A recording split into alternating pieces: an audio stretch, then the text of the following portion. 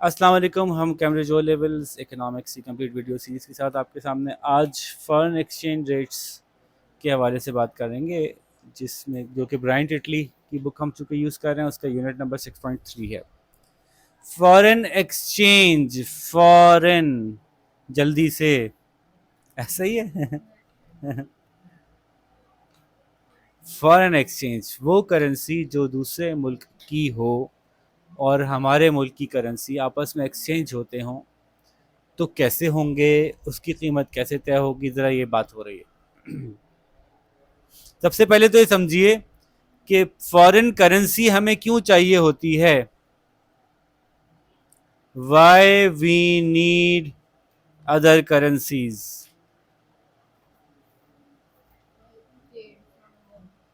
सबसे पहले जी बताएं भाई। हमें दूसरे मुल्क से इंपोर्ट करना हो तो हमें करेंसी चाहिए होगी, उनके मुल्क के लोगों से सामान मंगाना है तो। नंबर दो, बाज़ औक़ात दूसरे मुल्क में इन्वेस्ट करना हो तो वो करेंसी चाहिए होगी, है ना। मल्टीनेशनल खोलनी है उस कंट्री में जाके, वो करेंसी चाहिए होगी।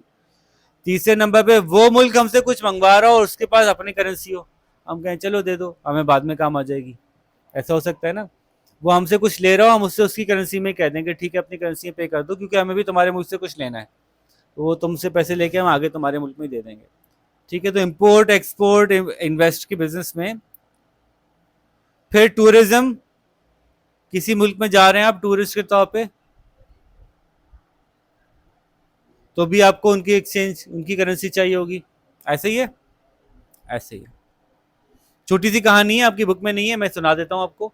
कहानी ये है कि पूरी दुनिया में पहले एक बेस था करेंसी का, वो था प्रेशस मेटल्स।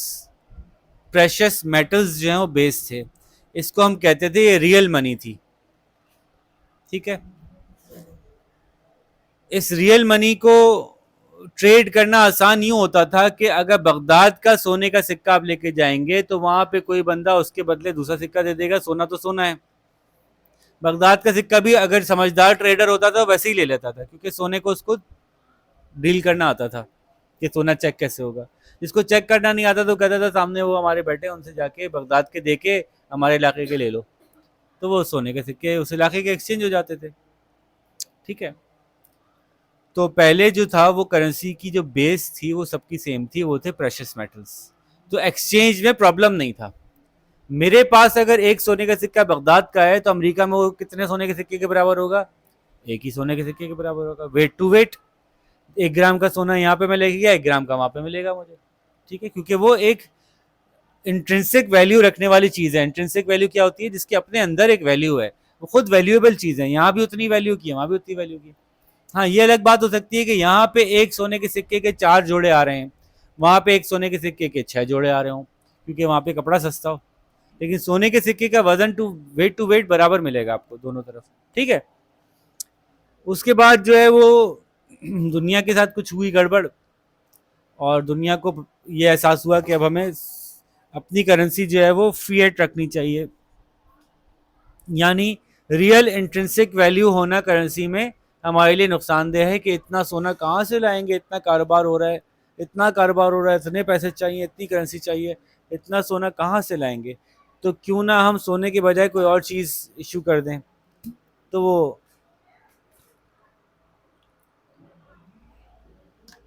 एक कॉन्सेप्ट आया कि सोना हमारे पास रखवा दो, हमसे कागज़ ले जाओ, प्रॉमिसरी नोट, चेक ले जाओ। वो चेक ऐसा ऐसा, मैं बहुत डिटेल में नहीं जा रहा हूँ, वो चेक ऐसा ऐसा करेंसी नोट में कन्वर्ट हो गया। और वो उसका तरीका शुरू में होता था कि जितनी ही करेंसी इशू की जा रही है उतना डॉलर, उतना गोल्ड जो है वो रिजर्व में रखा जाता था। आपने 1 करोड़ रुपए इशू किए तो 1 करोड़ का गोल्ड आपके पास रिजर्व में होगा, वो असल करेंसी आपके पास है।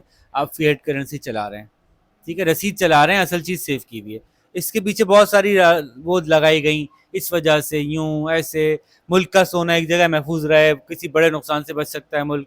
अगर हम सोना ऐसे घुमाते रहेंगे, दूसरे मुल्क से लोग आएंगे, हमें कोई सामान बेचेंगे, हमारा सोना ले जाएंगे, तो हमारी करेंसी ले जाएं, सोना यहीं कहीं पड़ा रहे। बहुत सारे रीजंस बताए गए, है ना। ऐसा समझ में आता है ना कि आपके मुल्क में 50 सोने के सिक्के हैं, इनके मुल्क में 50 सोने के सिक्के हैं, ये अपना सामान लेके आया, आपने इनसे सामान खरीदा, ये आपके 25 सोने के सिक्के ले गए, आपके मुल्क में सोने की शॉर्टेज हो गई।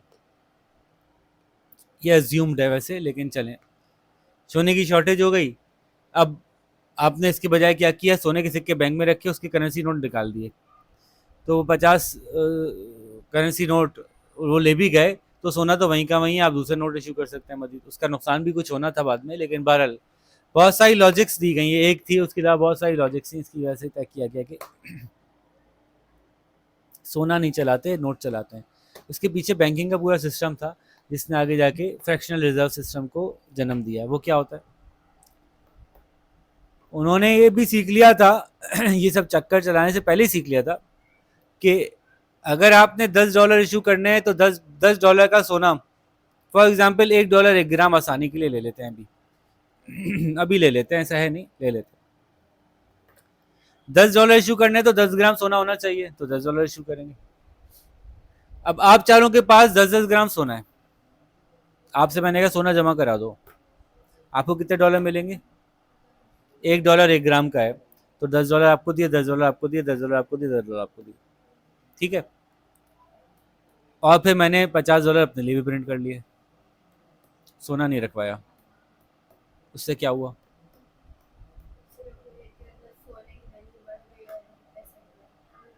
पहले मार्केट में, पूरी मार्केट में, लेट सपोज पूरी मार्केट के अंदर 40 किलो गंदम थी, सही है, बहुत आसान सी हम डिमांड सप्लाई की क्वेश्चन बना रहे हैं। मार्केट में 40 केजी गंदम अवेलेबल थी और 40 ग्राम सोना था।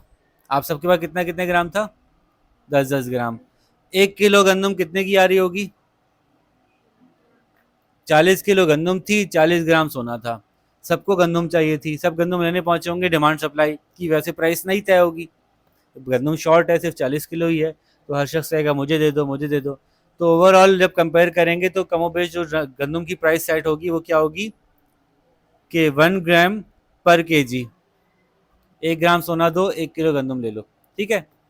आपसे मैंने कहा भाई ये 40 ग्राम जो गंदम अपना सोना है ना, ये 40 ग्राम मेरे पास रखवाओ, इसके बदले $10 ले लो, तो टोटल कितने डॉलर हो गए मार्केट में, $40, $40 हो गए, और 40 किलो सोना है।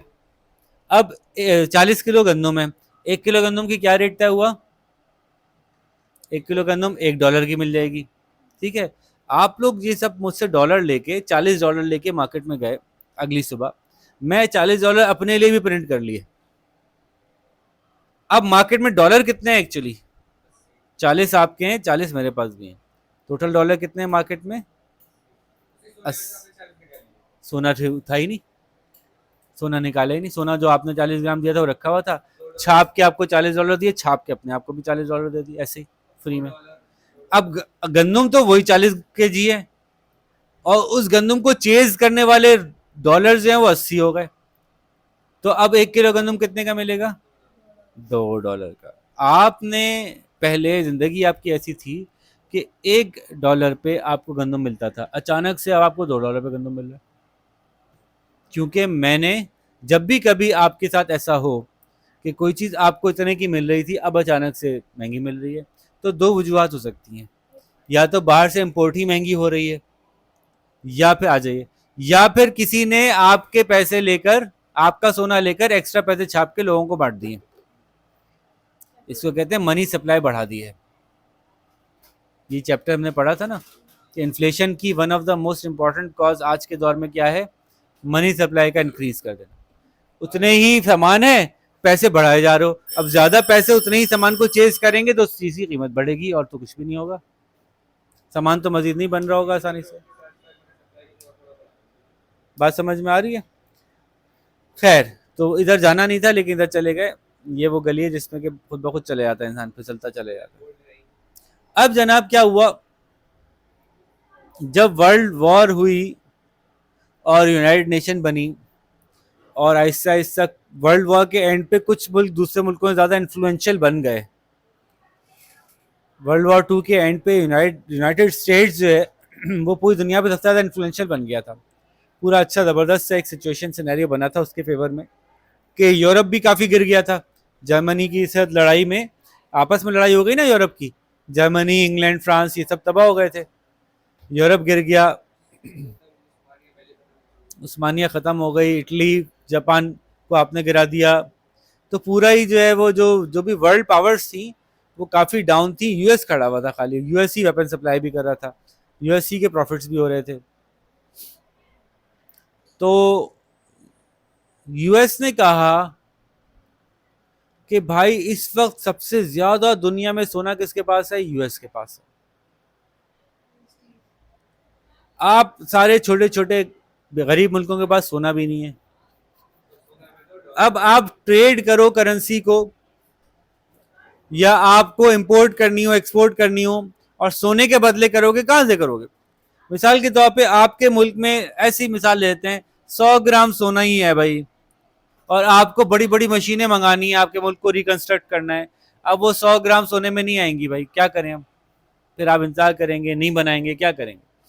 तो बहरहाल बड़ी डिबेट और डिस्कशन के बाद इन्होंने तय किया कि आप सब लोग अपनी करेंसी इशू करने के लिए अपने अपने मुल्क में सोना रखते हो ना, डॉलर ने भी रखा हुआ है, जितने डॉलर इशू हुए उतना सोना रखा हुआ है, बकौल उनके, जितने डॉलर इश्यू हुए उतना सोना हमारे पास रखा हुआ है। हमारे पास बहुत सोना है, आप इमेजिन भी नहीं कर सकते इतना सोना है हमारे पास, दुनिया का सबसे ज्यादा सोना हमारे पास है। तो आप जो अपनी छोटी छोटी करेंसीज में थोड़ा थोड़ा सोना रख के बैठे हुए हो, अगर आपको मजीद करेंसी इश्यू करनी पड़ जाए तो कहां से करोगे? कहां से करोगे? और सोना नहीं है आपके पास, तो आप हमसे डॉलर ले लो। हम अपना सोना तो नहीं देंगे आपको, हमसे डॉलर ले लो। हमारे डॉलर अपने पास रखो, समझो हमारे पास सोना रखा हुआ है, तो डॉलर के बदले तुम्हारा ही सोना हुआ। अगर तुमने हमसे $1 ले लिया तो $1 का सोना हमारे रखा हुआ है, हमने सेव किया हुआ है। तो अगर तुम्हारे अपने सेंट्रल बैंक में 10,000 नोट छपने का बराबर सोना था और मजीद नोट छापने थे, तो और तुम सोना नहीं रख पा रहे, तो अपने अपने सेफ में डॉलर रख लो उठा के, उसके अगेंस्ट नोट छाप दो। हमारा डॉलर और सोना एक ही बात है। हमारे तो आपको पता है इतने जबरदस्त लोग हैं हम, सुना भाई आपने? तो दुनिया भर को उन्होंने कन्विंस करने के कई जरिए बने। सबसे पहले ट्रेड ये बहुत करते थे। अमेरिका की जो ट्रेड है ना वो हमेशा से मशहूर रही है, क्योंकि एक कंज्यूमर सोसाइटी बनाई है इन्होंने, सोसाइटी को शेक भी ऐसी दी है कि कंज्यूमर्स खूब खूब इस्तेमाल करते हैं लोग चीज़ें, और अपनी आगे की 20-20-30-30 साल की तनख्वाहें इस्तेमाल कर लेते हैं। तो इसलिए इनके यहाँ कंज्यूमरिज्म बहुत ऊपर है। तो दुनिया भर से लोग यहाँ बेचना चाहते हैं। अब पाकिस्तान अमेरिका को बेचना चाह रहा है, अमेरिका से क्या लेगा वो? डॉलर। कह अमेरिका कह रहे तुम हमसे डॉलर ले रहे हो ना, डॉलर रखो अपने पास संभाल के, ये डॉलर समझो एज गुड एज गोल्ड है, इसके अगेंस्ट करेंसी भी छाप लो, कोई मसला नहीं है, रखो रखो हमारे डॉलर रखो। फिर पाकिस्तान को जब सऊदीया से कुछ लेना पड़ा, तो सऊदी ने कहा यार हमें भी अमेरिका से बहुत पैसे आते जाते हैं, अमेरिका से बहुत ट्रेड करते हैं, आप हमसे कुछ लेना है हमें डॉलर में ले लो, क्योंकि हमें डॉलर की जरूरत होती है। अमेरिका ने सबसे पहले अपने आप को as a trading partner establish किया पूरी दुनिया के लिए, कि हमसे सामान, हमें बेचो आके सामान, हम सामान खरीदने वाले लोग हैं, हमें बेचो ला ला के पूरी दुनिया से। या टेक्नोलॉजी हम बेचते हैं, बहुत एडवांस है हम टेक्नोलॉजी में। तो ये जो ट्रेड के अंदर अमेरिका की पार्टनरशिप पूरी दुनिया के साथ हुई, तो पूरी दुनिया के लिए एक नॉर्मल सी बात हो गई कि हम सामान डॉलर में खरीद रहे हैं, डॉलर में बेच रहे हैं। अमेरिका को अचानक से बराबर वाले मुल्क ने कहा यार तुम मुझे भी जो है ना, मेरा सामान भी जो खरीद रहे हो ना, मुझे रियाल नहीं पे करो, मुझे डॉलर पे कर दो। आप उनसे पूछें भाई आपके मुल्क में तो रियाल चलते हैं, आप हमसे डॉलर क्यों मांग रहे हो? तो ये कहेगा कि मुझे भी आगे ट्रेड करनी है, मुझे डॉलर में ही ट्रेड करनी है, तो तुम मुझे डॉलर दे दोगे तो मैं आगे से ट्रेड कर लूंगा।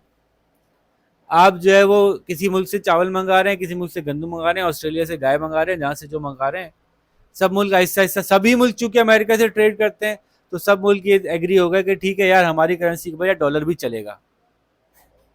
ये बाकायदा पूरी कोशिश करके चलवाया गया, इसके ऊपर बड़ी मेहनत की गई कि सब लोग डॉलर, जब डॉलर चलाने लगे तो फिर डॉलर तुम्हारे पास अगर एक्स्ट्रा पड़े हुए हैं तो उन डॉलर के बदले करेंसी भी छाप लो, they are as good as gold. ठीक है, बात समझ में आ रही है?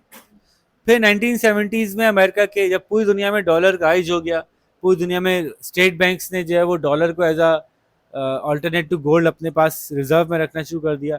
फिर अमेरिकन प्रेसिडेंट निक्सन ने आके बताया कि एक्चुअली वो ऐसा है नहीं, किसी डॉलर के पीछे कोई सोना नहीं मिलेगा आपको। अब हमारा रूल आ गया, ये जो लफ्ज़ लिखा हुआ है हामिल आज़ा को मुतालबे पर अदा करेगा, वो हम अब ऑनर नहीं करेंगे। तो कोई सोना वोना नहीं है बस, लेकिन डॉलर तो डॉलर है ना भाई, डॉलर तो डॉलर है, डॉलर चलाओ तुम लोग, बगैर सोने के चलाओ। इससे उनको क्या फ़ायदा हुआ? अब वो जितने चाहें मजीद प्रिंट कर लें, उनको सोने की बैकिंग रखना ज़रूरी नहीं है। तो हमें कोई दूसरी करेंसी चाहिए होती थी एक्सचेंज के लिए। अगर हमें सऊदीया से एक्सचेंज करना है तो हमें सऊदी करेंसी चाहिए, हमें मलेशिया से एक्सचेंज करना है मलेशियन करेंसी चाहिए, है ना। मलेशिया में जाके गुड्स खरीदने हैं तो मलेशियन करेंसी में खरीदोगे, इंडिया में जाके खरीदने हैं इंडियन रुपीज़ में खरीदोगे। इंडिया से चावल की खेप मंगानी है, 10 करोड़ के चावल इंडियन रुपीज़ में मंगाने हैं तो इंडियन रुपीज़ में पे करोगे। लेकिन अब क्या हो गई है इंटरनेशनल ट्रेड ऐसी कि आपको इंडियन रुपीज़ नहीं चाहिए, आपको क्या चाहिए? डॉलर चाहिए। ठीक है, इस डॉलर की सक्सेस ने इतना बड़ा गेम किया, डॉलर की सक्सेस ने अमेरिकन पावर को इतना बढ़ा दिया, इतना पावरफुल कर दिया, उसकी करेंसी पूरी दुनिया में यूज हो रही है। इसको देखते हुए बहुत से लोगों ने इसको सूट फॉलो करने की कोशिश की, जैसे कि यूरोप ने अपनी करेंसी निकाल दी पूरी, इतने सारे मुल्कों ने मिलकर डॉलर के अगेंस्ट एक करेंसी निकाली, उसका क्या नाम रखा? यूरो।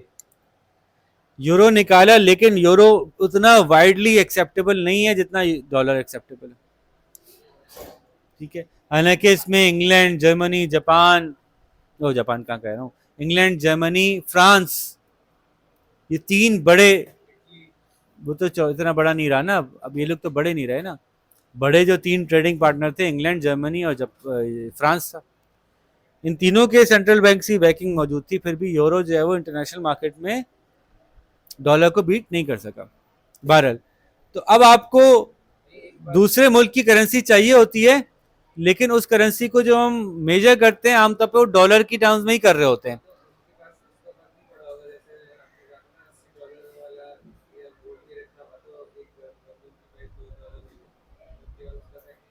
बिल्कुल आता है वो फैक्ट, जैसे हम कह रहे हैं ना कि दुनिया भर में डॉलर की फ्लक्चुएशन से इन्फ्लेशन पे इम्पैक्ट आता है, पूरी दुनिया पे आता है इम्पैक्ट उसका, पूरी दुनिया की इन्फ्लेशन जो अमेरिका से कंट्रोल हो रही है, ये भी कह सकते हैं हम। ठीक है, अगर आप बहुत ज़्यादा हैवीली डिपेंडेंट है उनके डॉलर पे तो। अच्छा, तो बहरहाल वापस आते हैं कि हमें कोई करेंसी चाहिए होती है इंपोर्ट के लिए, इन्वेस्टमेंट के लिए, एक्सपोर्ट में भी वो करेंसी हमारे पास आती है, टूरिज्म के वक्त हमें करेंसी चाहती है। ये करेंसी जो है पूरी दुनिया की एक जगह पे एक्सचेंज होती है, उसको कहते हैं करेंसी एक्सचेंज मार्केट। क्या कहते हैं साहबाजी? उसको हम फॉरेक्स मार्केट भी कहते हैं। क्या कहते हैं? फॉरेक्स का मतलब क्या हुआ? Foreign exchange, forex market. Forex markets मौजूद हैं पूरी दुनिया में, और उसमें पूरी दुनिया से लोग ट्रेड करते हैं। Forex markets recognised forex markets मौजूद हैं, वहाँ पे आप ट्रेड कर सकते हैं, खरीद सकते हैं, बेच सकते हैं फॉरेन करेंसी सारे मुल्कों की। ठीक है, उसमें आप डॉलर खरीद सकते हैं, यूरो खरीद सकते हैं, जापानीज येन खरीद सकते हैं, युआन खरीद सकते हैं, रुपीस खरीद सकते हैं, रियाल खरीद सकते हैं, बेच सकते हैं एक दूसरे को। तो ये लोग क्यों फॉरेन एक्सचेंज मार्केट में बैठ के पैसे क्यों खरीद रहे होते हैं? कुछ लोग होते हैं उनका काम होता है कि वो मार्केट से आटा खरीदते हैं और मार्केट में आटा बेचते हैं। कुछ लोग होते हैं जो मार्केट से गाड़ी खरीदते हैं और मार्केट में गाड़ी बेचते हैं। क्यों करते हैं वो ऐसा?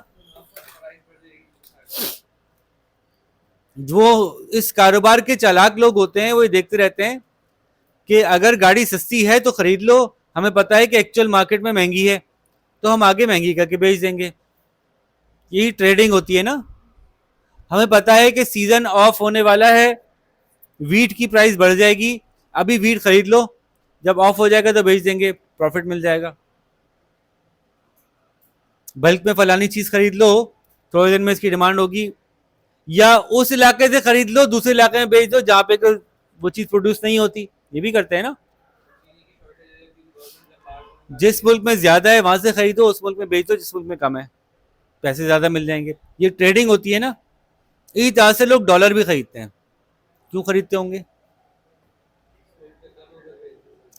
अगर आपको पता है कि हमारे मुल्क में एक खास महीना है जिसमें सबको डॉलर चाहिए होंगे बाहर पेमेंट करने के लिए, इंपोर्टर को डॉलर चाहिए होंगे, उससे पहले अगर मैंने डॉलर खरीद लिए तो जब इंपोर्टर डॉलर मांगने मार्केट में निकलेगा तो डॉलर के रेट क्या हो जाएंगे, बढ़ जाएंगे। तो कुछ लोग डॉलर इसलिए खरीदते हैं।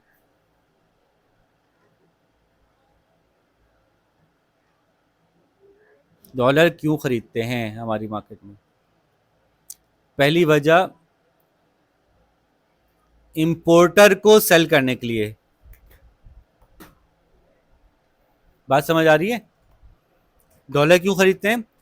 अभी खरीद लो, जैसे कि जब जब हम एक्सपोर्ट करते हैं ना, आपको जिसको इंटरनेशनल ट्रेड पे नजर होती है ना, वो देख रहा होता है कि अभी हमारे डॉलर आए हैं, हमारे मुल्क में डॉलर आएंगे, 2-4 रुपए गिरेगी डॉलर की वैल्यू, मार्केट में डॉलर सप्लाई बढ़ जाएगी। बिल्कुल जैसे कि मार्केट में अचानक से आटा बहुत सारा आ जाए तो आटे की प्राइस क्या हो जाएगी। आजकल यही चल रहा है, अभी इस वक्त करंटली एक हफ्ते से ये रोना चल रहा है कि हमने इंपोर्ट बहुत ज़्यादा वीट कर लिया था और अब वीट की बम्पर क्रॉप हो गई है, तो वीट के रेट एकदम से गिर गए मार्केट में, किसान रो रहे हैं कि यार हमें तो पूरा नहीं पड़ा।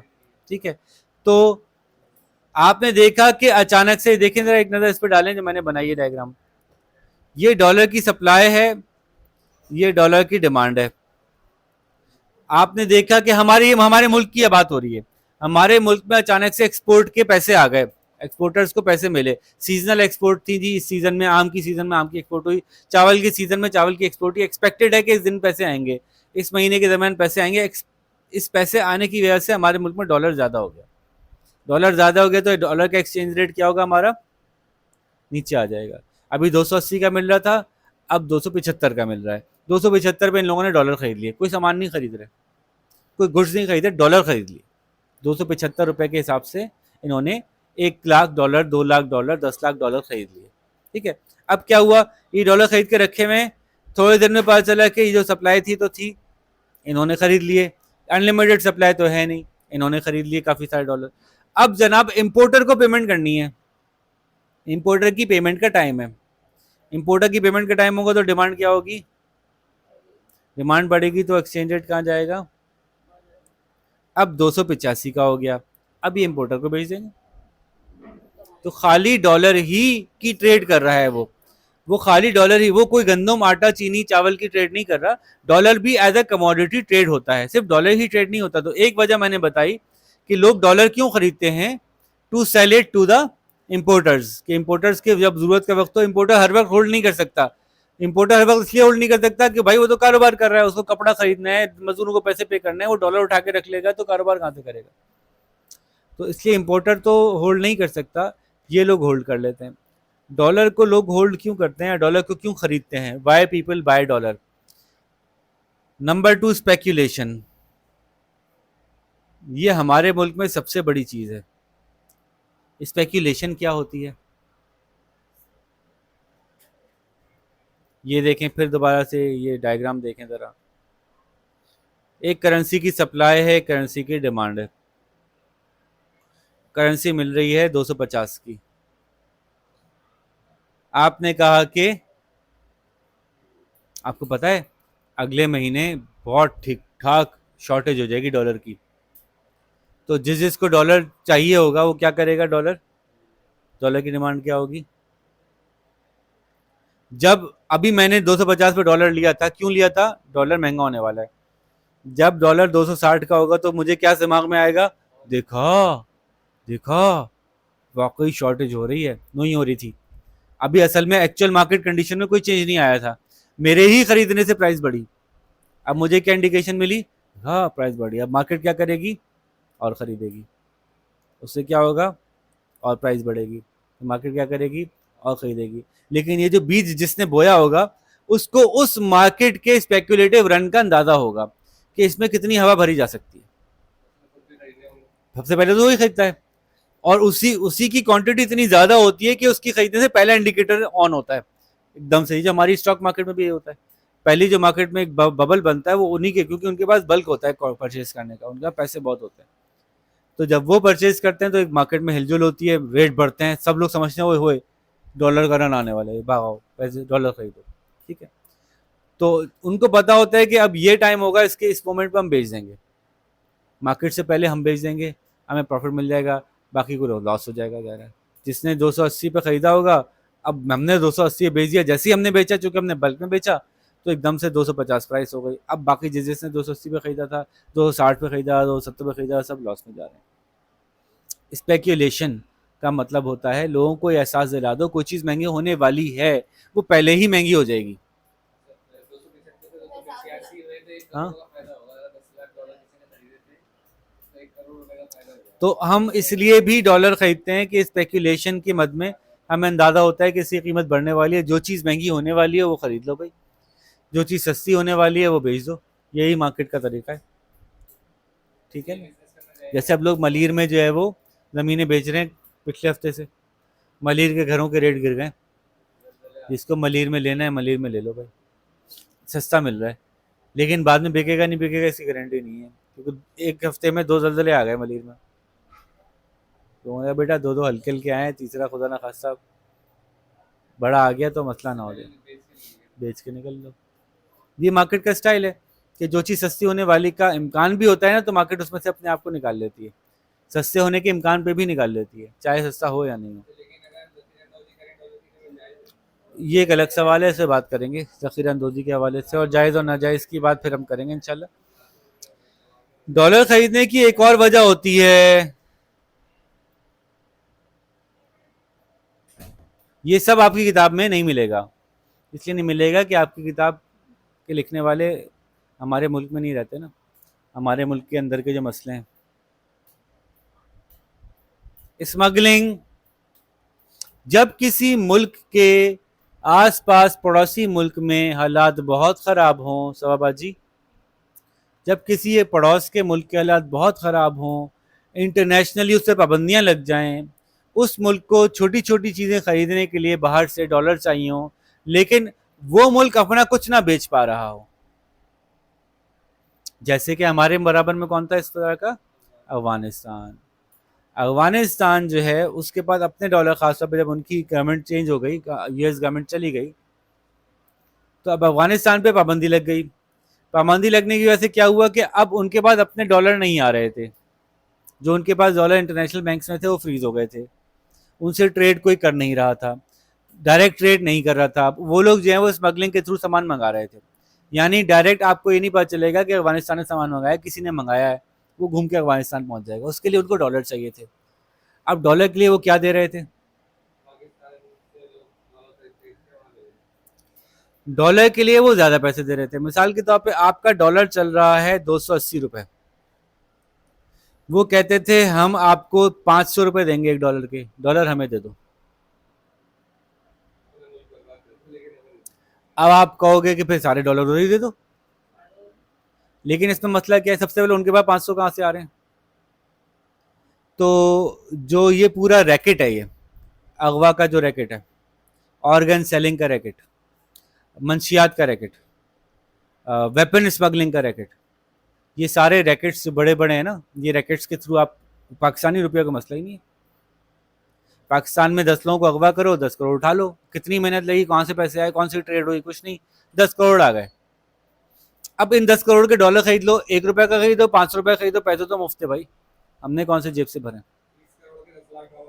ठीक है, डॉलर आपके पास आ गए। यहाँ पे जिस बंदे ने बेचे वो समझ रहे बड़े पैसे कमा लिए मैंने, उसके डॉलर बाहर बेचने से उसकी करेंसी डिवैल्यू होती चली जा रही है। पहले जो 500 रुपए में जो चीज आती थी, अब वो चीज 2000 में आएगी, वो समझ रहे कि बड़ा, लेकिन उसके पास तो पैसे आ गए, नीचे वाले तो बिल्कुल ही पिस गए उसके सेक्शन से, उसने तो खूब डॉलर बेच के पैसे कम पकड़ लिए। डिवैल्यूएशन से सबसे बड़ा नुकसान जो होगा वो, चूंकि हमारे नेसेसिटीज डॉलर में आती हैं, तो उसके वजह से हमें नीचे वालों को भी बहुत नुकसान होगा। तो स्मगलिंग होती है करेंसी की, करेंसी की स्मगलिंग होती है, और वो स्मगलिंग के लिए लोग डॉलर होल्ड करते हैं। ठीक है, चौथी चीज, अच्छा करेंसी की स्मगलिंग ही नहीं, गुड्स की स्मगलिंग के लिए भी, अब उनको अगर कहीं से सामान मंगाना है, जैसे हमारे यहाँ अफगान ट्रेड होती है ना, अफगान ट्रांजिट ट्रेड होती है, तो उसके लिए क्या होता है, उनको जो भी सामान मंगाना होता है, बहुत से पाकिस्तानियों के थ्रू सामान मंगाया जाता है। इंडिया के थ्रू मंगवा नहीं सकते, इंडिया से उनकी बहुत ज़्यादा दोस्ती है, लेकिन इंडिया के थ्रू इसलिए नहीं मंगवा सकते, इंडिया से बॉर्डर नहीं मिलता, वरना इंडिया के थ्रू मंगवाते हैं, हमारी ज़रूरत नहीं थी उनको। अब पाकिस्तान के थ्रू जब वो सामान मंगवाते हैं, पाकिस्तानियों के थ्रू मंगवाते हैं, तो उनको डॉलर चाहिए होते हैं, वो डॉलर भी हम यहाँ से स्मगल करके उनको देते हैं। तो हमारे यहाँ तो इतना डॉलर स्मगल हुआ है अफगानिस्तान, इतना डॉलर स्मगल हुआ है अफगानिस्तान, कि अफगानिस्तान की करेंसी की वैल्यू हमसे बेहतर हो गई।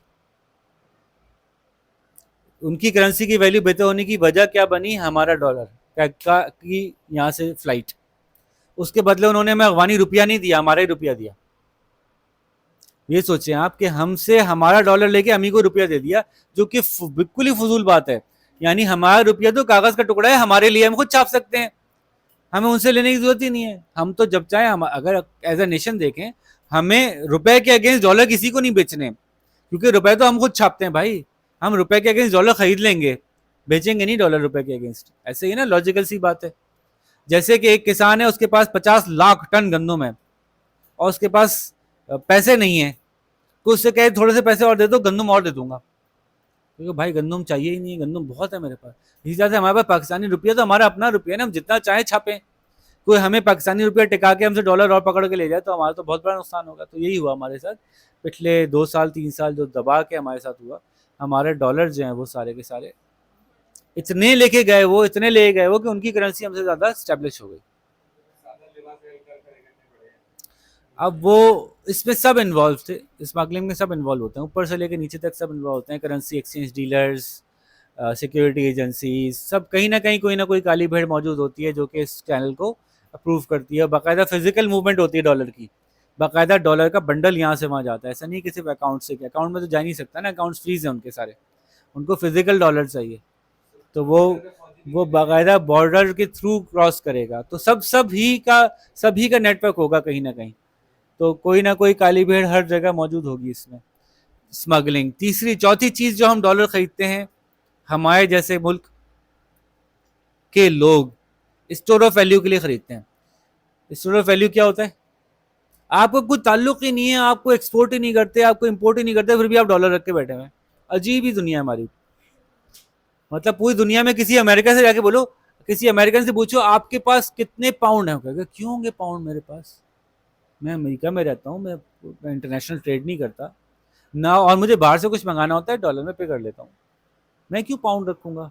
आपके पास कितने यूरो हैं, कितने येन हैं, कितने आपके पास यौन है, क्यों होंगे।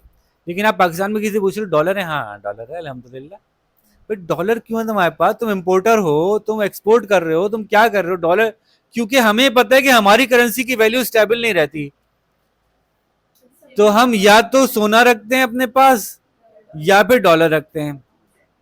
बाकायदा इतना ट्रेंड है हमारे यहाँ डॉलर रखने का कि अब हमारे बैंकों ने डॉलर अकाउंट रिलीज कर दिए हैं कि डॉलर अकाउंट है, आप उसमें डॉलर रख लो अपने, इतने डॉलर हैं आपके पास। हमारे हुकूमत से ज़्यादा डॉलर अब हम के पास है, इतने डॉलर हैं। तो लोगों को ये शौक है कि भाई डॉलर में रखो, उसमें वो वैल्यू नहीं गिरती उसकी। रुपए में रखते हो, आज 1 लाख रुपए रख के 1 लाख रुपए से एक एसी आ रहा था, अब जब वो 1 लाख रुपए निकाल के एसी लेने गए तो एसी 2 लाख का हो गया। वही एसी डॉलर में रखे थे, $1000 रखे थे, 1000 का एसी आ रहा था, $1000 ले गए, 1000 का एसी मिल गया, क्योंकि रुपए की वैल्यू गिर गई थी, डॉलर की वैल्यू नहीं गिरी थी। तो डॉलर में स्टोर ऑफ वैल्यू रहती है हमारे ख्याल से। गोल्ड इसलिए नहीं रखते कि गोल्ड का अकाउंट नहीं बनता, दूसरा गोल्ड चोरी होने का ज़्यादा चांस होता है। डॉलर अकाउंट में चलेगा, चलो अकाउंट में पड़ेगा, सेफ है। गोल्ड चोरी होने का ज़्यादा चांस होता है, गोल्ड में धोखेबाजी का भी चांस ज़्यादा होता है, असली मिला नकली मिला, कितना खोट था कितना क्या था। डॉलर में ये है कि चलो भाई वो तो करेंसी नोट एग्जैक्टली फिक्स है, ठीक है भाई। तो डॉलर स्टोर ऑफ वैल्यू भी है। ये सारी बातें आपकी किताब में नहीं है, ये अलग से बताई मैंने। अब मैं वापस किताब पे आता हूँ कि करेंसी का एक्सचेंज रेट डॉलर कितने का पड़ेगा हमारे मुल्क के अलावा दुनिया में कैसे तय होता है। अच्छा, पांचवी चीज़ रह गई थी, सॉरी, वो बता दूं मैं, फिर मैं क्लोज करता हूँ। कुछ लोग करेंसी का कारोबार करते हैं, एक्सचेंज का। क्या कारोबार करते हैं? बड़ा मज़ेदार कारोबार है, बड़ा इंटरेस्टिंग होता है।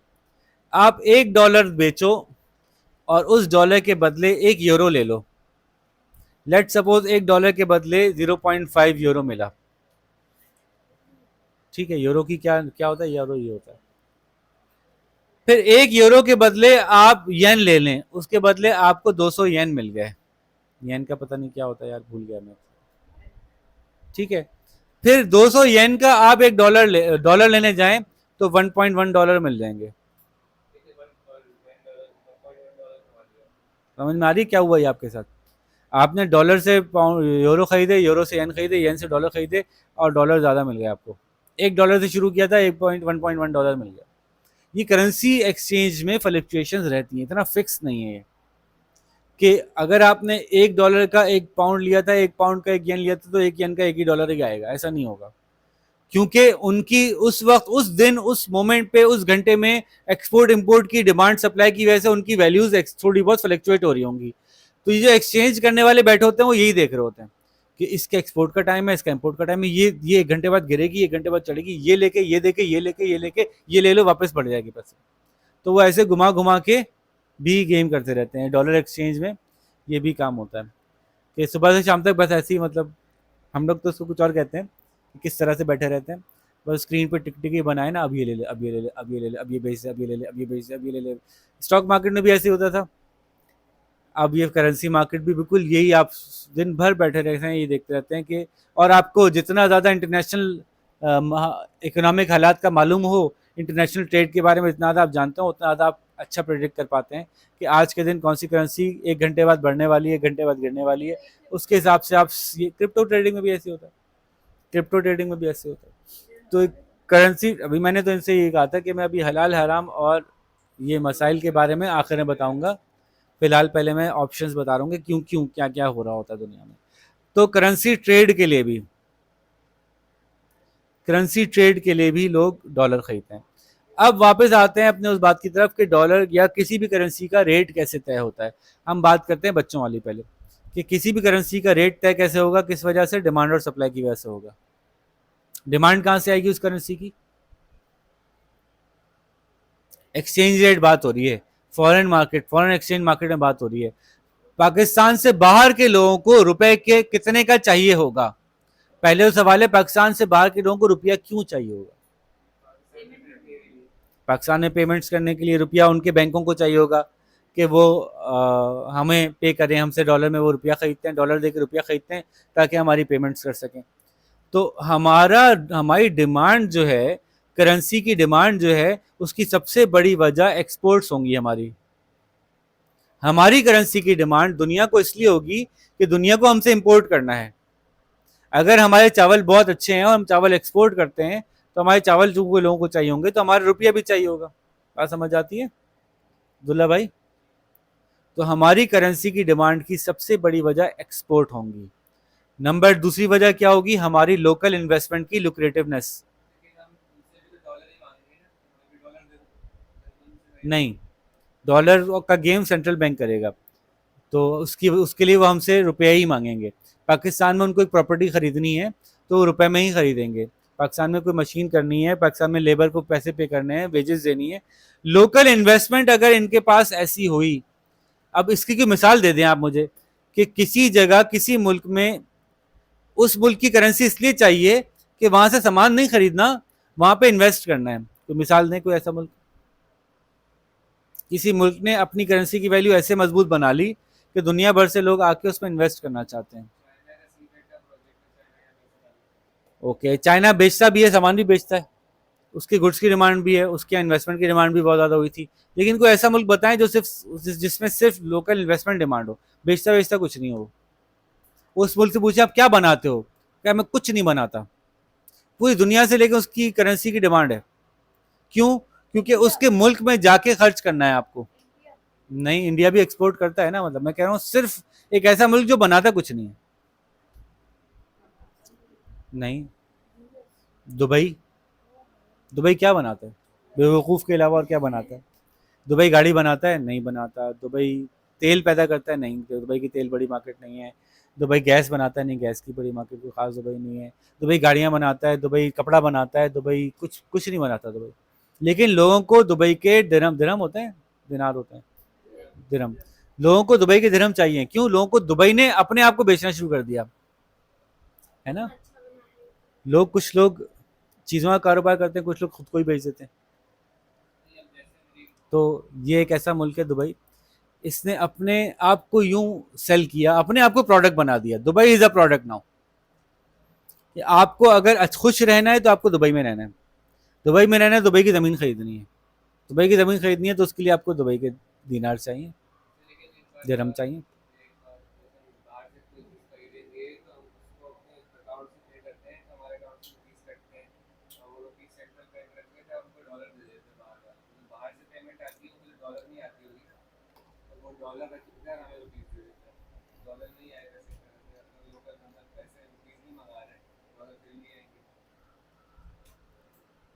ये तो अलग बात हो गई ना, मेरा तो सवाल ये था कि कोई मुल्क की करेंसी की डिमांड क्यों होती है।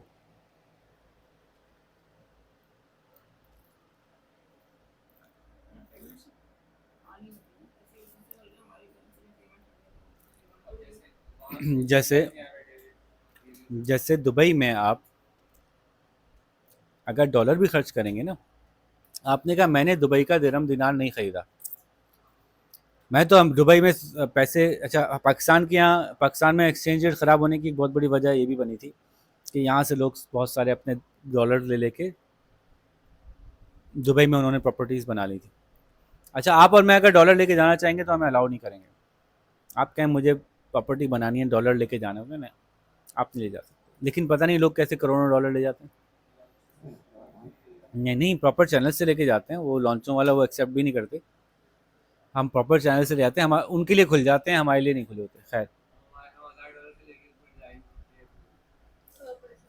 बैंकिंग ट्रांजैक्शन भी नहीं हो पाती ना हमारी इतनी बड़ी बड़ी, अलाउड ही नहीं है हमें इतनी बड़ी ट्रांजैक्शन। हम जाके अपने रुपए मेरे पास 10 करोड़ पड़े हैं, मैं वहाँ पे प्रॉपर्टी खरीद लूँ 10 करोड़ की, ये अलाउड ही नहीं है हमें, नॉर्मल नॉर्मल बंदे को अलाउड नहीं है। सेंट्रल बैंक के अगर इतने डॉलर हम उसको क्यों पे करें तुम्हारे बिहाफ पे। अच्छा वापस आते हैं, आप ये कह रहे हैं कि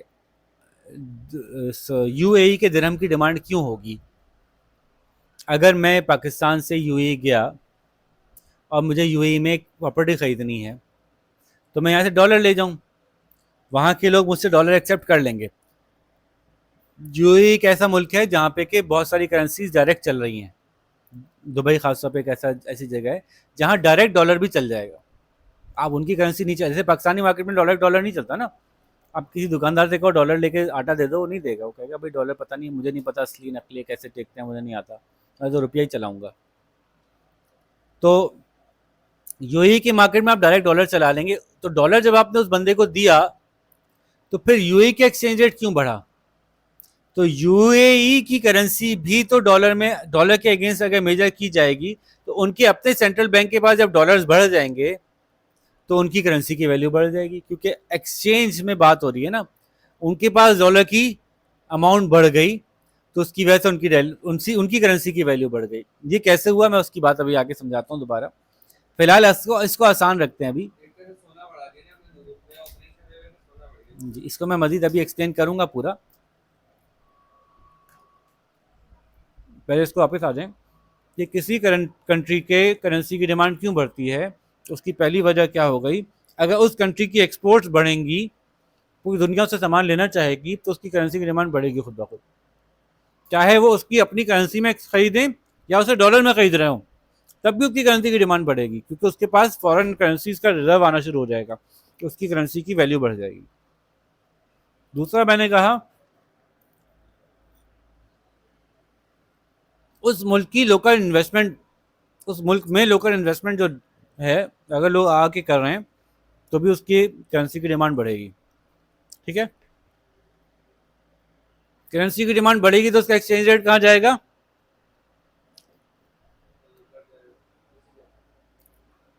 उसका एक्सचेंज रेट ऊपर जाएगा, यानी उसकी वैल्यू बढ़ जाएगी। बात समझ आ रही है।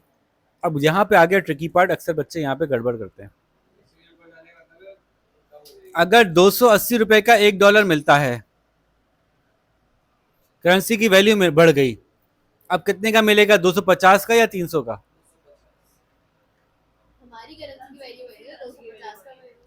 अगर हमारी करेंसी की वैल्यू बढ़ी है तो डॉलर हमें सस्ता पड़ेगा। तो ये यहाँ पे बच्चे गड़बड़ कर जाते हैं कि मैंने कहा 280 का डॉलर है, हमारी करेंसी की वैल्यू बढ़ गई, अब डॉलर कितने का होगा, 300 का। नहीं, डॉलर सस्ता हो जाएगा, हमारी वैल्यू बढ़ी है, डॉलर सस्ता होगा। एक्सचेंज रेट बढ़ने का मतलब है कि हमारी वैल्यू बढ़ गई, डॉलर सस्ता हो गया। उल्टा करने में पॉइंट्स में आएगी ना वैल्यू, वो मुश्किल है निकालना। ठीक है, बात सही है। अच्छा, तो ये एक्सचेंज रेट कैसे डिसाइड होता है कि हमारे मुल्क में की गवर्नमेंट ने तय किया कि हम फॉरेन एक्सचेंज मार्केट में या टोटल मार्केट के अंदर 1 बिलियन रुपीस इशू करते हैं और 1 बिलियन रुपीस यहाँ आ रहे हैं, और हमारी करेंसी की डिमांड जो है एक्सपोर्ट और इंपोर्ट की वजह से इतनी है, पर चला 1 रुपी इज इक्वल्स टू $1 की रेट तय हो गया। अचानक से हमारी एक्सपोर्ट की डिमांड बढ़ गई तो देखें डिमांड कर्व क्या होगा, शिफ्ट होगा, तो हमारी करेंसी की वैल्यू क्या हो जाएगी, बढ़ जाएगी। 1 रुपी इज इक्वल्स टू $2 हो जाएगा, 1 रुपए के $2 मिल रहे होंगे। या फिर हमारी गवर्नमेंट ने करेंसी छाप छाप के मजीद बांटना शुरू कर दी, तो मार्केट में हमारी करेंसी की सप्लाई बढ़ गई। हमारी करेंसी की सप्लाई बढ़ जाएगी तो हमारी डिमांड, हमारी प्राइस नीचे आ जाएगी। तो हमारी प्राइस नीचे आने की वजह क्या हो सकती है, हमारी एक्सपोर्ट की डिमांड खत्म हो जाए तो हमारी प्राइस नीचे आ जाएगी। ठीक है, तो फिर दोबारा से एक नज़र मैं फटाफट आपको दिखाता हूँ, ज़रा थोड़ा सा आप लोग खड़े होकर देख लें, जो देखना चाहें, जिसको नज़र ना आ रहा हो, कि ये डिमांड सप्लाई की मूवमेंट से करेंसी का एक्सचेंज रेट तय होगा। अगर हमारी एक्सपोर्ट की डिमांड बढ़ गई क्या होगा, डिमांड का राइट पर शिफ्ट होगा, हमारी प्राइस ऊपर चली जाएगी एक्सचेंज रेट की।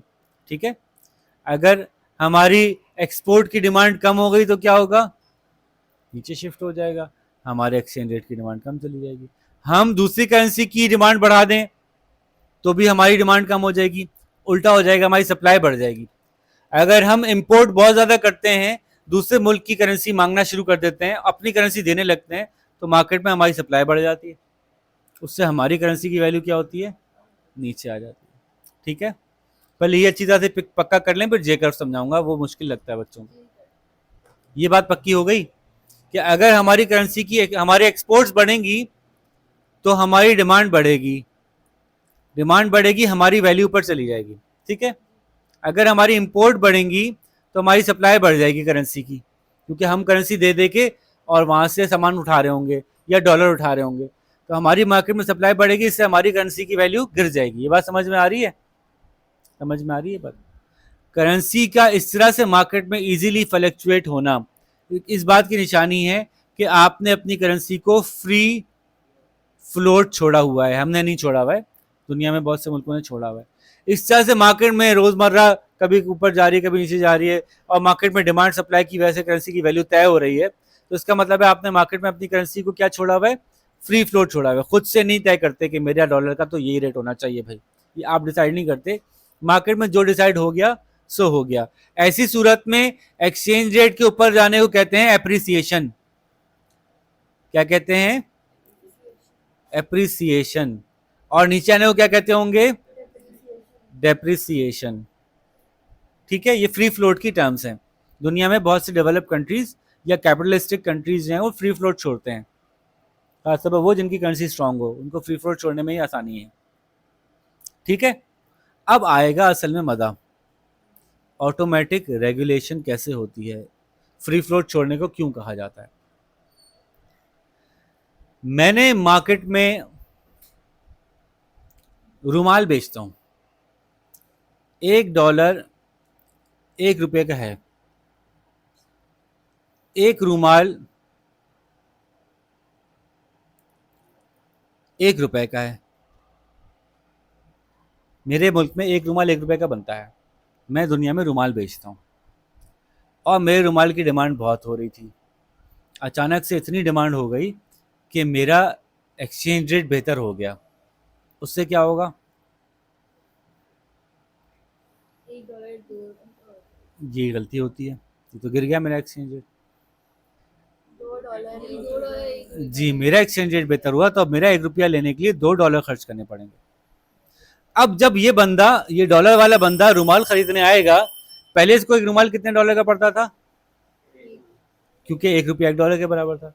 अब उसको वो रुमाल कितने का पड़ रहा है, इससे मेरे एक्सपोर्ट की डिमांड क्या होगी, पहले मेरा एक्सचेंज रेट ऊपर इसलिए गया था कि मेरे एक्सपोर्ट की डिमांड बढ़ गई थी, रुमाल बड़ी फाइन क्वालिटी का था, इस रेट में कोई और रुमाल इतना अच्छा नहीं मिल रहा था, तो सबने मेरे रुमाल लिए, मेरा एक्सचेंज रेट क्या हो गया, ऊपर चला गया। लेकिन एक्सचेंज रेट ऊपर जाने से रुमाल की डिमांड क्या होगी, रुमाल की डिमांड कम होगी, तो फिर वापस से एक्सचेंज रेट क्या हो जाएगा, फिर वापस से नीचे आ जाएगा। मेरी बात समझ आ रही है। ये ऑटो एडजस्टमेंट होती है कि अगर आपकी एक्सपोर्ट्स बहुत ज़्यादा हो गई हैं, आपका एक्सचेंज रेट ऊपर चला जाएगा। आपका एक्सचेंज रेट ऊपर चला जाएगा, दुनिया को आपसे लेना महंगा पड़ेगा। दुनिया आपसे लेना कम कर देगी, आपका एक्सचेंज रेट नीचे आ जाएगा। तो ये ऑटो एडजस्टमेंट्स होती हैं। ठीक है, इसका उल्टा लगाते हैं। अचानक से किसी वजह से मेरी मार्केट बहुत खराब हो गई। अब $1 के ₹2 आ रहे हैं, उससे मेरे हैंडकरचीफ इनको क्या लगेंगे? $1 में 2 हैंडकरचीफ। तो फिर मेरे डॉलर की मेरे मेरे हैंडकरचीफ की डिमांड क्या होगी?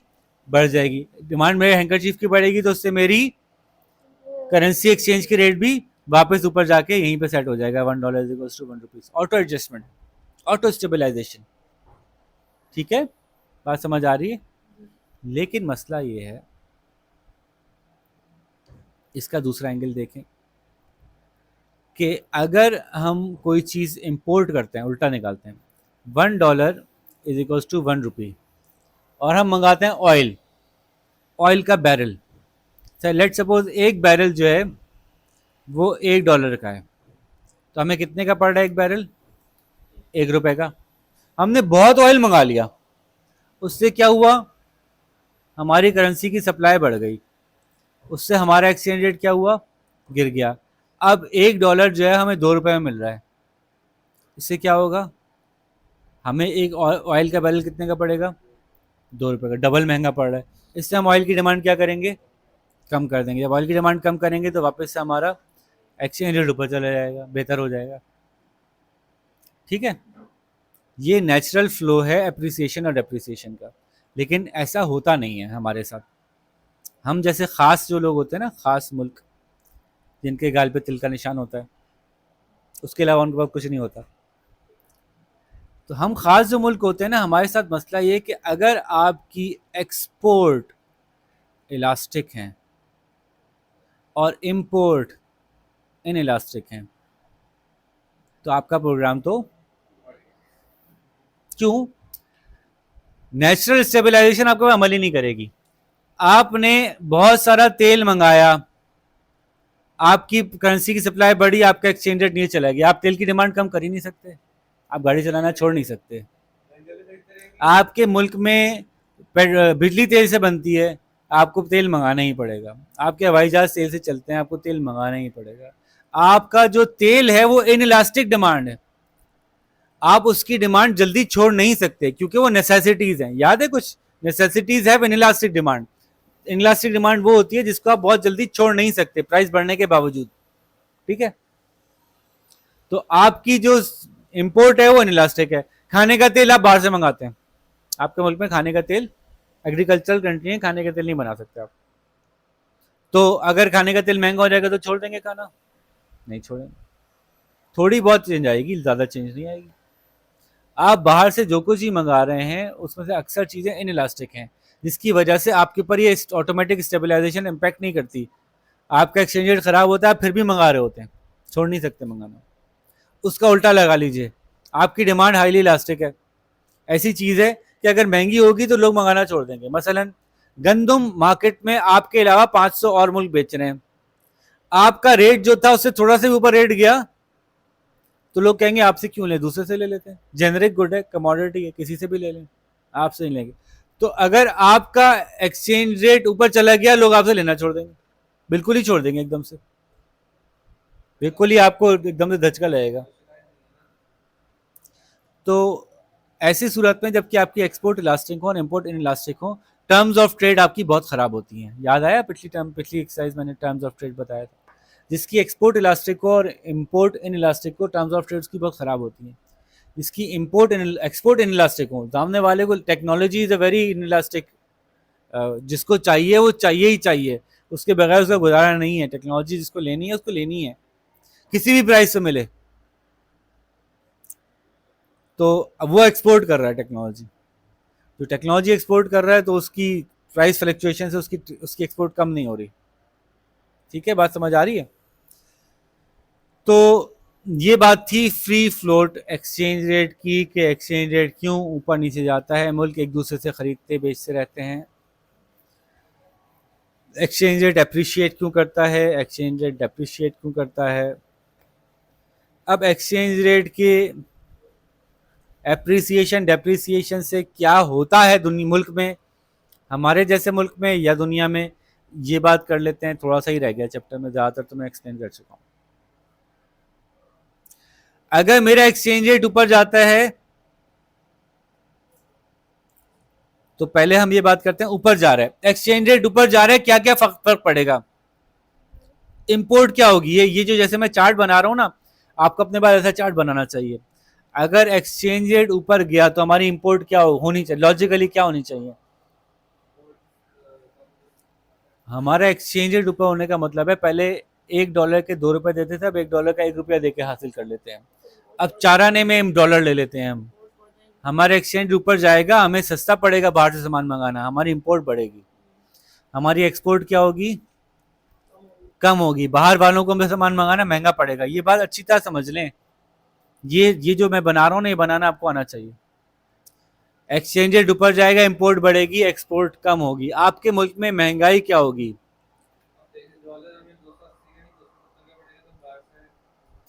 बाहर से सस्ती चीजें मिलेंगी हमें, तो हमारी महंगाई कम होगी।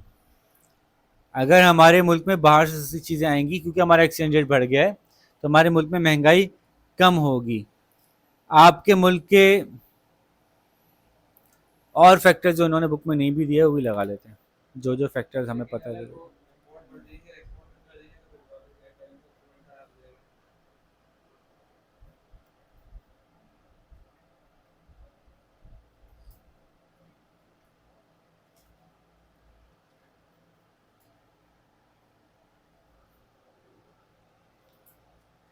एक सेकेंड जी। अच्छा ये बताइए, इंपोर्ट बढ़ जाएगी, एक्सपोर्ट कम हो जाएगी, इन्फ्लेशन कम हो सकती है। अगर इंपोर्ट चीज़ें बाहर से पेट्रोल मंगा रहे हैं, अब सस्ता पड़ रहा है पेट्रोल, तो इन्फ्लेशन कम हो गई ना। और आपके मुल्क में जो है वो अनएम्प्लॉयमेंट पे कुछ बात कर सकते हैं, जीडीपी पे कुछ बात कर सकते हैं, किसी और वेरिएबल पे कुछ बात कर सकते हैं। तो ये क्वेश्चन मार्क है अभी। अनएम्प्लॉयमेंट से डायरेक्टली हो सकता है फर्क पड़े, हो सकता है डायरेक्टली एक्सचेंज रेट से फर्क ना पड़े। ये डिपेंड करता है कि आपका मुल्क किस तरह की इंडस्ट्री चलाता है। पाकिस्तान में जैसे एक्सचेंज रेट अगर कम हो जाएगा, अनएम्प्लॉयमेंट भी कम हो जाएगी, यानी एक्सचेंज रेट बेहतर हो जाएगा तो अनएम्प्लॉयमेंट कम हो जाएगी। कैसे, पाकिस्तान जैसे मुल्क में अगर हमारा एक्सचेंज रेट ऊपर जाएगा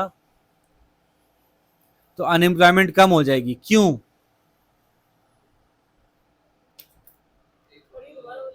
पाकिस्तान जैसे मुल्क में एक्सचेंज रेट हमारा ऊपर जाएगा तो हमारी अनएम्प्लॉयमेंट कम हो जाएगी। नहीं, हमारा ज़्यादातर कंपनीज का रॉ मटेरियल बाहर से आता है। गाड़ियों के जितनी गाड़ियों की मैन्युफैक्चरिंग प्लांट है, रॉ मटेरियल बाहर से आता है, इंजन बाहर से आते हैं, केमिकल्स बाहर से आते हैं। बहुत से जो सेलर्स हैं उनके फर्टिलाइजर का कुछ कुछ कंपोनेंट बाहर से आता है। तब ये बाहर से आने वाला सामान सस्ता पड़ेगा तो इन कंपनियों में ग्रोथ होगी, कंपनी में ग्रोथ होगी तो ऑटोमेटिकली अनएम्प्लॉयमेंट हमारे मुल्क में कम होगी। ये हमारे मुल्क के लिए खास है। एक और मुल्क ऐसा है जो एक्सपोर्ट ओरिएंटेड है, उसका एक्सचेंज रेट ऊपर जाता है, उसमें अनएम्प्लॉयमेंट हो जाती है, क्योंकि उसकी सारा कारोबार एक्सपोर्ट पे बेस कर रहा है। एक्सचेंज रेट ऊपर जाने से उसकी एक्सपोर्ट कम हो जाती है। हमारा चूंकि पूरा मुल्क एक्सपोर्ट बेस्ड ही नहीं है, तो हमारा एक्सचेंज रेट ऊपर जाने से हमें कोई फर्क नहीं पड़ता ज़्यादा, मतलब एक्सपोर्ट से कोई नुकसान नहीं होता ज़्यादा। बात समझ में आ रही है, इतनी एक्सपोर्ट करते ही नहीं हम। हमारा मेजर डॉलर कमाने का जरिया क्या है आपको पता है, हमारे डॉलर कहाँ से आते हैं, नहीं नहीं, हमारी रेमिटेंस सबसे बड़ा जरिया है। रेमिटेंस, लो यूएई ने अपनी ज़मीन बेच दी, हमने अपने बंदे बेच दिए, हमारे पास अपना स्टाइल है, ठीक है ना। तो इसलिए एक्सपोर्ट से हमें इतना फर्क नहीं पड़ता। एक्सचेंज रेट ऊपर चला जाए हमारा, हमारी एक्सपोर्ट कम हो जाए, इतनी कहाँ करी कहाँ रहते, कम हो जाए, लेकिन बंदे जो बाहर से पैसे भेजते हैं वो तो भेजते ही हैं, वो पैसे आते रहेंगे आपके पास, फॉरेन रेमिटेंस। इसलिए हमारे जैसे मुल्क में एक्सचेंज रेट ऊपर जाने से अनएम्प्लॉयमेंट कम होती है, लेकिन किसी जापान वापान में एक्सचेंज रेट ऊपर जाने से अनएम्प्लॉयमेंट बढ़ जाएगी, क्योंकि फिर उनकी एक्सपोर्ट गिरेगी और उनका पूरा मुल्क एक्सपोर्ट पे ही चल रहा है। हमारे यहाँ एक्सपोर्ट गिरी लेकिन फिर भी अनएम्प्लॉयमेंट नहीं बढ़ी, क्योंकि मेजर एक्सपोर्ट इंडस्ट्री हमारे मुल्क को सफाइज कर ही नहीं रही। पूरे मुल्क की जो इनकम है वो एक्सपोर्ट पे बेस ही नहीं है, थोड़ी सी तो एक्सपोर्ट करते हैं। ज्यादातर हमारे मुल्क में जो कमाई है वो इम्पोर्ट के थ्रू है, चाइना से मंगा रहे हैं, सऊदी से मंगा रहे हैं, फलाना से मंगा रहे हैं, उन कारोबारी लोगों को फायदा हो जाएगा, तो हमारी अनएम्प्लॉयमेंट गिरेगी। लेकिन हमारा बैलेंस ऑफ पेमेंट, हमारे मुल्क का तिजारती खसारा बढ़ जाएगा, बैलेंस ऑफ पेमेंट वर्स ऑफ हो जाएगा।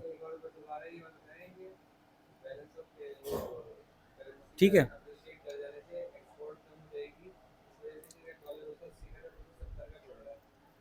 उनको हमारी करेंसी महंगी पड़ रही है ना, उनको हमसे लेना महंगा पड़ रहा है, इसलिए हमारे एक्सपोर्ट कम हो जाएंगे। मैंने मिसाल दी थी, एक रुमाल $1 का था, अब अगर हमारा ₹1 $2 का हो जाए तो उनको एक रुमाल लेने के लिए $1 खर्च करने पड़ेंगे, तो हमारी रुमाल की डिमांड कम कर देंगे वो।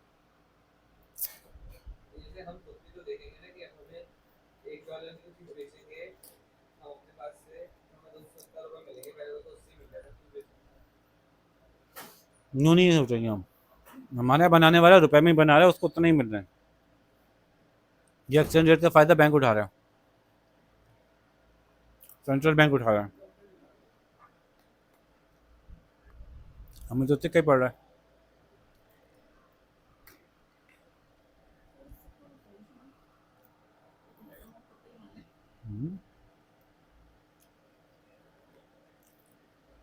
उखरी में सर दिया, वसूलों का क्या डर, कैपिटलिस्ट सोसाइटी में बैठे हैं।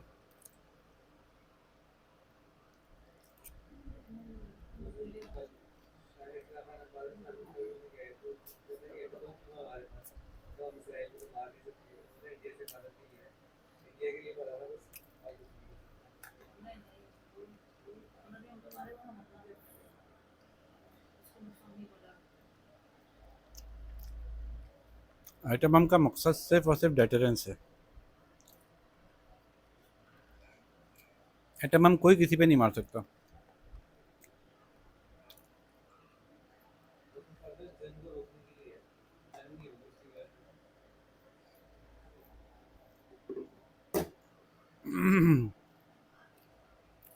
बच्चों सो गए?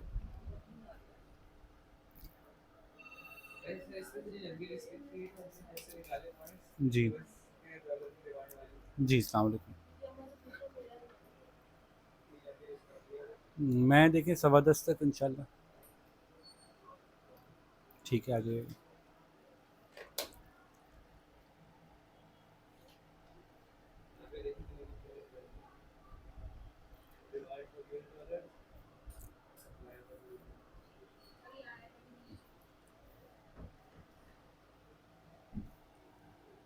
जी, ये बात याद रहेगी आप लोगों को। जी भाई, तो अब इसका उल्टा सोच लें, एक्सचेंज रेट नीचे आएगा तो इंपोर्ट क्या होगी?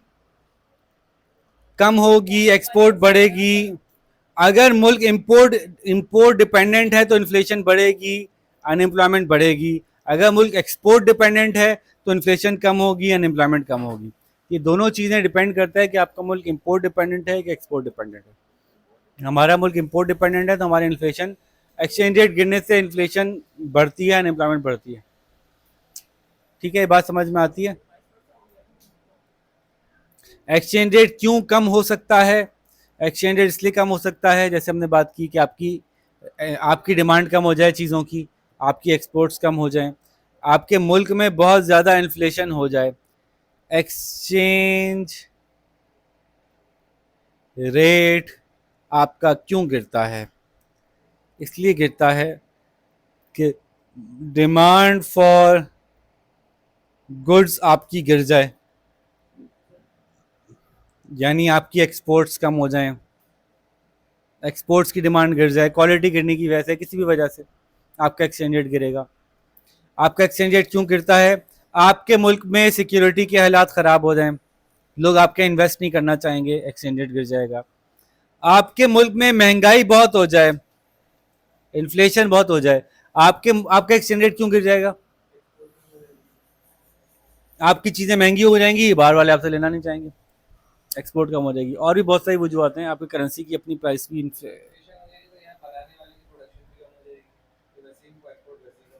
तो बहुत सारे रीजन इस तरह से बन जाएंगे। आपके मुल्क का इंटरेस्ट रेट कम हो जाए, आपका एक्सचेंज रेट गिर जाएगा। क्यों? जिस करेंसी का एक्सचेंज रेट ज़्यादा होता है, पूरी दुनिया से लोग उस मुल्क में आके इन्वेस्ट करना चाहते हैं कि भैया बड़ा इंटरेस्ट रेट है। जैसे कि अभी हमारे यहाँ बैंकिंग चैनल अच्छे नहीं बने हुए, हमारे मुल्क का इस वक्त इंटरेस्ट रेट दुनिया के हाईएस्ट इंटरेस्ट रेट्स में से एक है इस वक्त, जो इंडस्ट्री के लिए बहुत नुकसानदेह है। लेकिन दुनिया भर से लोग कहते हैं यार मुफ्त के 22% तो हर महीने में हर साल मिल रहे हैं, तो क्यों ना हम यहाँ से ले लें, अपने पैसे यहाँ रखवाएं और कैश उठा लें यहाँ से, कमाएं, मुफ्त में कमा रहे हैं, 20% 22% पैसे बैंक में रखे हुए हैं, बगैर कुछ किए पैसे आ रहे हैं। लेकिन वो उनके पास बैंकिंग चैनल प्रॉपर नहीं है कि जिसके थ्रू कोई डॉलर वाला अपने पैसे बाहर के मुल्क वाला हमारे मुल्क में रखवा सके, वरना ये पैसे ही बहुत आते हैं। खैर, हमने उसका दूसरा रास्ता निकाला, हमने यूरो बॉन्ड्स वगैरह बेच के इसका फ़ायदा उठाया। उसको भी देखेंगे, हो सकता है आपके कोर्स में आए या ना आए, देखते हैं। आपका एक्सचेंज रेट क्यों क्यों गिरता है? डिमांड गिर गई, सिक्योरिटी आपके मुल्क में ख़राब हो गई, प्राइसेस ऊपर चली गई, एक्सचेंज रेट गिर जाएगा आपका। इंटरेस्ट रेट गिर गया, एक्सचेंज रेट गिर जाएगा आपका। और आपके मुल्क में स्पेक्यूलेटिव रन बहुत हो गया, जिसकी वजह से पता चल गया हालात ख़राब होने वाले हैं। एक्सचेंज रेट के गिरने की स्पेकुलेशन शुरू हो जाए, एक्सचेंज रेट वैसे गिर जाएगा। बताया ना मैंने आपको कि इंटरेस्ट रेट जब नीचे आएगा तो लोग आपके मुल्क से पैसे निकाल के किसी ऐसे मुल्क में रख लेंगे जहां पे इंटरेस्ट रेट हाई हो। इंटरेस्ट रेट कम होने से इंटरनेशनल कम्युनिटी ये कहती है कि इस मुल्क में पैसे रखना फ़ायदेमंद नहीं है, इस मुल्क से पैसे निकालो किसी और मुल्क में रख लो। स्पेक्यूलेटिवली अगर ये पता चल जाए कि हमारी करेंसी की डिमांड गिरने वाली है तो गिर जाएगी, ये पता चल जाए कि बढ़ने वाली है तो बढ़ जाएगी। स्पेकुलेशन के दोनों रन होते हैं।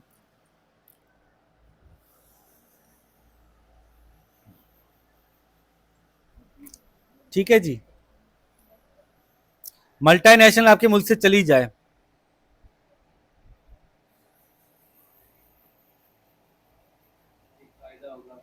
तो आपके आपके जो एक्सचेंज रेट है वो गिर जाएगा, क्योंकि वो पैसे लेके जाएंगे अपने, पैसे निकालेंगे, डॉलर निकालेंगे, आपको नुकसान होगा। बात समझ में आ गई? एग्जिट एग्जिट ऑफ मल्टीनेशनल, ये मैंने 6 बातें बताई। इन 6 बातों की वजह से आपके मुल्क का एक्सचेंज रेट गिरता है। इसका उल्टा कर लें तो उसकी वजह से एक्सचेंज रेट बढ़ता है। यानी डिमांड फॉर गुड्स बढ़ जाए, एक्सचेंज रेट बढ़ जाएगा, सिक्योरिटी बेहतर हो जाए, एक्सचेंज रेट बढ़ जाएगा, प्राइसेस कम हो जाए, एक्सचेंज रेट बढ़ जाएगा, इंटरेस्ट रेट बढ़ जाए, एक्सचेंज रेट बढ़ जाएगा, स्पेकुलेशन पॉजिटिव हो जाए, इंटरेस्ट रेट बढ़ जाएगा, एक्सचेंज रेट बढ़ जाएगा, मल्टीनेशनल इन्वेस्ट करने आ जाए, एक्सचेंज रेट बढ़ जाएगा। एक्सचेंज रेट के गिरने से क्या होता है मैं बता चुका हूँ आपको। एक्सपोर्ट्स कैसे कम होती हैं, इंपोर्ट्स कैसे बढ़ जाती हैं, इंपोर्ट्स कैसे कम होती हैं, एक्सपोर्ट्स कैसे बढ़ जाती हैं।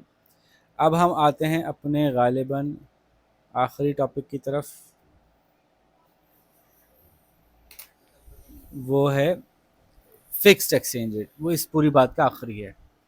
बहुत से मुल्क ऐसे होते हैं जिन्होंने अगर अपनी करेंसी को मार्केट पे कहा कि जितने का लेना है ले लो। अब आप देखिए हमारी डिमांड की सूरत हाल, अभी 285 का हमारा 280 का डॉलर चल रहा है, $1 हमें 280 का पड़ता है। ठीक है, हमने कहा हमारा रुपया जितने का चाहिए उतने दाम लगाओ, कोई मसला नहीं है। तो दाम लगेंगे हमारे, अच्छा ये उल्टा, ये हमारे करेंसी की वैल्यू है तो उल्टा हो गया ना, हम डॉलर की वैल्यू करते हैं। तो हमारे दाम जो है ना, ये 280 नहीं लगाएं, इसको उल्टा करें। 1/280 कितने होते हैं? जल्दी से निकालो भाई कोई। 1/280 कितने होते हैं?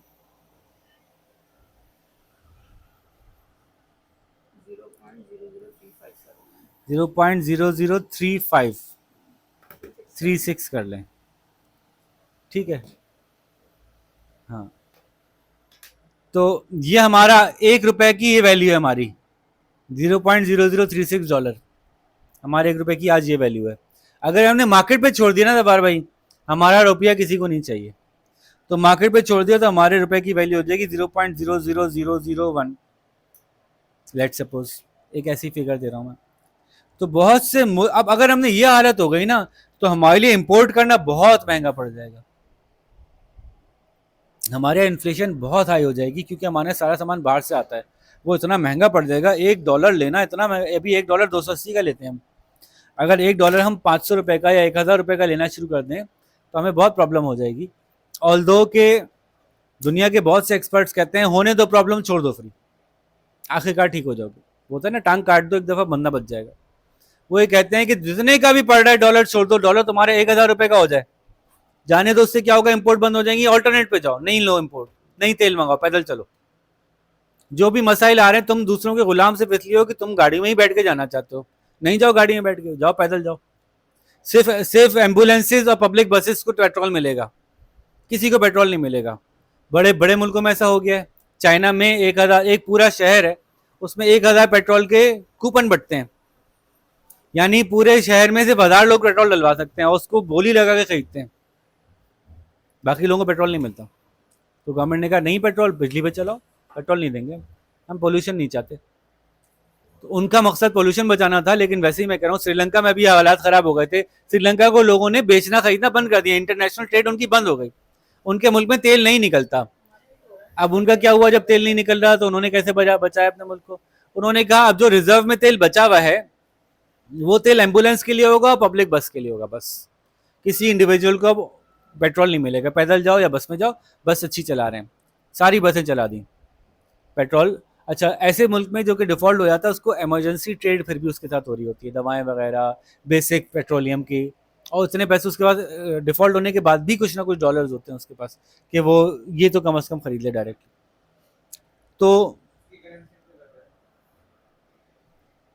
तो ऐसी सूरत में जाने तो भाई हो जाए खराब। आपके मुल्क में जो जो चीजें बाहर से आती हैं मंगाना बंद कर दो, लोकल चीजों पे आ जाओ। आप पेट्रोल पे जाना बंद कर दो, आप साइकिल पे जाओ, पूरा मुल्क साइकिल पे आ जाए, या पब्लिक बसों पे आ जाए। अगर हम अपनी पेट्रोल की कंजम्पशन जीरो कर दें, पब्लिक बस में आ जाए, जो भी है पसीना है जो भी है पब्लिक बस में आ रहे हैं। इसी तरह से हम पाम ऑयल नहीं खाएं, हम कनोला ऑयल नहीं खाएं, हम सरसों का तेल खा लें, उसको अच्छा रिफाइन कर लें, अच्छे लेवल पे रिफाइन करके उसका टेस्ट अच्छा भी हो सकता है।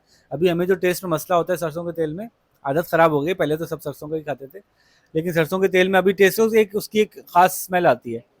तो आप उसको अगर रिफाइन कर लेंगे वो महक खत्म हो जाएगी, साफ हो जाएगा, कलर भी खत्म हो जाएगा, महक भी खत्म हो जाएगी, सेहत के लिए भी मुनासिब है, कोई बुरा तेल नहीं है सरसों। हाँ, पाम ऑयल से तो बहुत बेहतर है, सरसों के तेल पे आ जाए।